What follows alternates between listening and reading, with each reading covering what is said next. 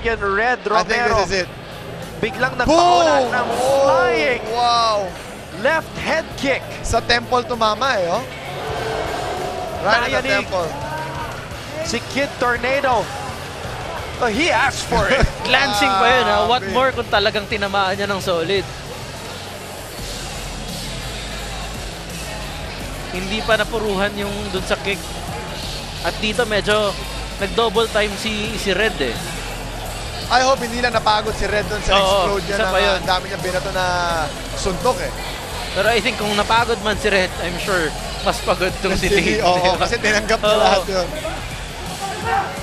And that must give Red also that confidence on the second round na sinaktan Yun yung maganda. niya ng Lee. Oo. Diba? Kahit na sabihin natin na napagod siya doon sa barrage, eh pagdating ng second round, he's coming in with a really pumped up confidence.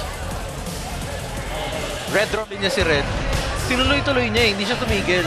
Yun yung nawala na pagkakataon ng ganun si Red kanina kasi nung pinupukpok niya tong si Lee, malapit na maubos yung oras. Yes, oo. Ang gusto ko dito kay Lee, relentless. Tuloy-tuloy gumalaw. Tuloy-tuloy may attack niya kay Red Romero dito. Tuloy-tuloy, non-stop. Meron siya mga strikes yan, hindi niya tinamaan. Pero, sige, blockin mo yung suntok, pero I won't stop. Tapos nilagyan niya ng variation hanggang sa natanggap na ni Red Romero na nasa smother na siya nung Sakta na siya eh. nung sa dami ng strikes. Pero Joey Lepitan gave him so much time to recover. The referee, no? Oo. Tsaka grabe yung yung binigay rin ni Joey Lepitan nung first round. Yes, correct.